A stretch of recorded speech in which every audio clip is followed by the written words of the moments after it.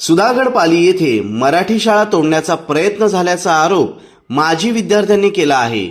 या पार्श्वभूमीवर आज दिनांक 25 मार्च 2026 रोजी माजी विद्यार्थी पंचायत समितीच्या कार्यालयाच्या आवारात अमरण उपोषणास बसले आहेत। माजी विद्यार्थी जयेश दत्ता चव्हाण यांनी गटविकास अधिकाऱ्यांना दिलेल्या निवेदनात नमूद केले आहे की काही लोकांनी स्वार्थासाठी मराठी शाळेची जागा बळकावण्याचा प्रयत्न सुरू केला आहे।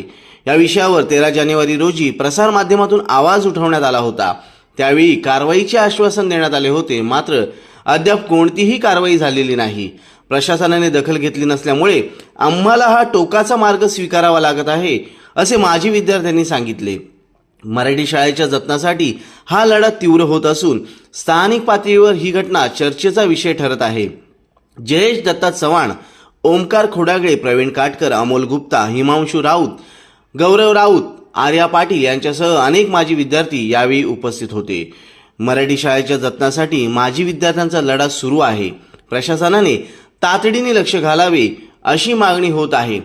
तर ही होती सुधागड पाली येथील मराठी शाळा वाचवण्यासाठी माजी विद्यार्थ्यांची अमरण उपोषणाची लढाई।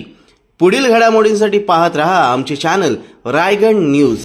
अजित चव्हाण, जी मराठी शाळा तोडली नगरपंचायत मागची, जी कुठलाही न ठराव घेता न कुठला लिगली डॉक्युमेंट करता जी शाळा तोडलेली आहे, त्याचा मागचं कारण काय आहे। आणि आम्ही अर्ज 3 महिन्या पहिले अगोदर एक अर्ज दिला जानेवारीमध्ये, तर ते अर्ज घेऊन त्यांनी सांगितलेलं की आम्ही त्यांच्यावरती शोधून त्यांच्यावरती कारवाई करू। ती 3 महिने होऊन गेले, आम्हाला कुठल्याही कारवाईचा इशारा दिसत नव्हता की कुठलीही तातडीने ते कारवाई करत होते।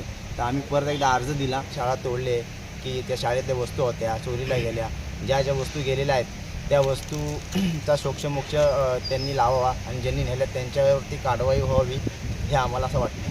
तर 13 तारखेला जानेवारीच्या मध्ये माझ्या असं लक्षात आलं की मराठी शाळेची काही व्यक्तींकडून तोडफोड चालू आहे। मी ते कारण थांबून नगरपंचायतमध्ये गेलो असता, जिथं अर्ज दिले की नगरपंचायतच्या मागील मराठी शाळा ही काही कटकारस्थान लोकांनी तोडण्याचा निर्णय घेतला। त्याचे कोणतेही ठराव नव्हते, त्यांचे कोणतीही परमिशन नसून आम्ही BDO मॅडमकडे आलो। BDO मॅडमने आम्हाला आश्वासित केलं की त्या व्यक्तींवरती कडक शब्दामध्ये आम्ही कारवाई करू म्हणून। पण आता गेले 3 महिने झाले, 3 महिन्यामध्ये मी सोडून माझे विद्यार्थी अशी खूप लोक या पंचायत समितीमध्ये आलीशी होणार कधी?